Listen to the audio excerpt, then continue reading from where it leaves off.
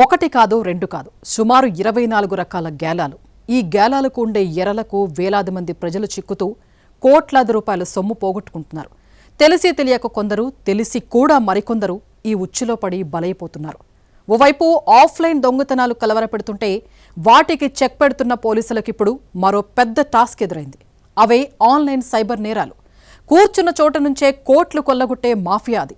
ఈ సైబర్ నేరాల బారి నుంచి ఎంత కాపాడదామన్నా ఎక్కడో ఓ చోట ఆ సైబర్ వలకు చిక్కిపోతూ లబోదిబోమంటున్నారు బాధితులు.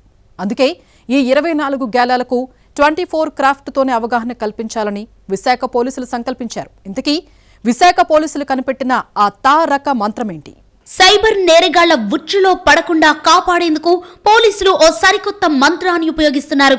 అదే తారక మంత్రం. సినీ తారలచే ప్రచారం చేయించి ప్రజల్లో అవగాహన కల్పించి సైబర్ నేరగాళ్ల వలలకు చిక్కకుండా ప్రయత్నం చేస్తున్నారు. గత కొద్ది రోజుల నుంచి విశాఖపై సైబర్ నేరగాళ్లు డేగ కన్నుతో చూస్తున్నారు. దేశంలోనే అత్యధిక సైబర్ నేరాలు జరుగుతున్న నగరాల్లో విశాఖ ఒకటి. ఏటా 100 కోట్ల రూపాయలు సైబర్ నేరగాళ్లు కాజేస్తున్నట్లు గణాంకాలు చెబుతున్నాయి. నిరుద్యోగులు, ఉద్యోగులు, విద్యార్థులు, రిటైర్ అయిన వారు, ఇంటి వద్ద ఖాళీగా ఉండే మహిళలు, గృహిణులు, వృద్ధులు ఇలా ఏ ఒక్క కేటగిరీని వదలకుండా అందిన కాడికి అందినట్లు దోచేస్తున్నారు సైబర్ వేటగాళ్లు. దేశంలో సైబర్ నేరగాళ్ల ఉచ్చులో పడి 100 కోట్లు కోల్పోతున్న బాధితులు ఎక్కువ మంది విశాఖ వాసులేనని పోలీసుల నివేదికలు వెల్లడిస్తున్నాయి. వీరిలోనూ విద్యావంతులే చాలా మంది ఉండటం ఆశ్చర్యానికి గురి చేస్తోంది. ఇప్పుడు ప్రతి ఒక్కరికి స్మార్ట్ ఫోన్, ఆన్లైన్ ట్రాన్సాక్షన్ సుపరిచయమే. అరచేతిలో స్మార్ట్ ఫోన్ ఉంటే ప్రపంచమే మనతో పాటుగా ఉన్నట్లు ఉంటుంది. అయితే వాటితో పాటు సైబర్ నేరగాళ్లను మనం అంటి పెట్టుకున్నట్టే లెక్క. నిరుద్యోగుల ఆశలు, గృహిణుల అవసరాలు, యువత బలహీనతలను అవకాశంగా మార్చుకుంటున్నారు సైబర్ నేరగాళ్లు. వృద్ధులు, యువత లక్ష్యంగా రోజుకొక కొత్త ఉచ్చు వేస్తున్నారు సైబర్ నేరగాళ్లు.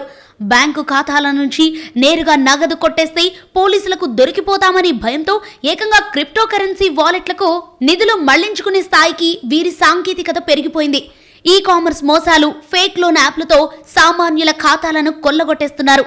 ఈ మాయాజాలం నుంచి ప్రజలను కాపాడేందుకు పోలీసులు వినూత్న ప్రచారానికి శ్రీకారం చుట్టారు. విశాఖ పోలీసుల చొరవతో టాలీవుడ్ తారలతో ఇప్పటి వరకు సుమారు 14 షార్ట్ ఫిలిమ్స్ రూపొందించారు. ఇందులో వివిధ కాన్సెప్ట్లు ఉన్నాయి. వాటిని ఒక్కొక్కటిగా విడుదల చేస్తూ ప్రజల్లో చైతన్యం నింపుతున్నారు విశాఖ పోలీసులు. ఎక్కడికక్కడ హోర్డింగ్స్ పెట్టి ఇంకా ప్రజల్లో విస్తృత ప్రచారం చేయించాలని భావిస్తున్నారు. దీనికి తారలు అండగా నిలుస్తున్నారు. నటీనటులు, దర్శకులు, క్రీడాకారులతో రాష్ట్ర స్థాయిలో పోలీసులు ఈ షార్ట్ ఫిలిం రూపొందించారు.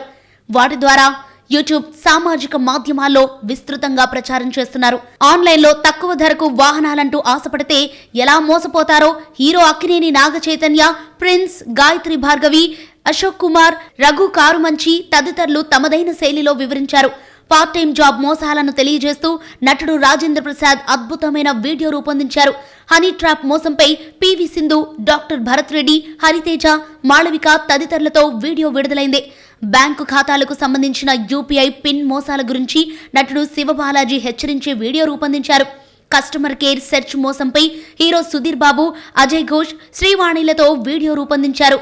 ఈ కామర్స్, ఆన్లైన్ షాపింగ్ ఆఫర్ల పేరుతో జరుగుతున్న మోసాలపై హీరో ఆది సాయి కుమార్, నటుడు బ్రహ్మాజీ, సినీ దర్శకుడు అనిల్ రావిపూడి, నటి రాశి సింగ్ తో వినూత్నంగా రూపొందించిన వీడియో విశేషంగా ఆకట్టుకుంటోంది. ఇన్స్టెంట్ రుణ యాప్ పేరుతో జరిగే మోసాలను తెలియజేస్తూ హీరో అఖిల్ అక్కినేని చేసిన వీడియోకు స్పందన వచ్చింది. నార్కోటిక్స్, కస్టమ్స్, పోలీసుల పేరుతో ఫేక్ వీడియో కాల్స్ చేసి భయపెట్టి దోచుకునే మోసాలపై నటీనటులు రాజు కనకాల, పాయల్ రాజ్పుత్తో ఆసక్తికర వీడియో చేసి ఇటీవలే విడుదల చేశారు. ఇలా పలువురు తారల చొరవతో పోలీసులు అవగాహన కల్పించేందుకు ఈ మంత్రాన్ని ఉపయోగిస్తున్నారు. సైబర్ నేరగాళ్లు సాంకేతికతను వాడుకొని కొత్త పద్ధతుల్లో మోసాలకు పాల్పడుతున్నారని తెలిపారు police commissioner Shankhabrata Bagchi. Bank ఖాతాల ద్వారా అయితే చిక్కుతామనే భయంతో ఇప్పుడు అనామకంగా ఉండే క్రిప్టో వాలెట్ల ద్వారా అక్రమ బదిలీలు చేయించుకుంటున్నారు. ఒకసారి క్రిప్టోలోకి నగదు మారాక రికవరీ చేయటం సాంకేతికతంగా అత్యంత కఠినమైన సవాల్.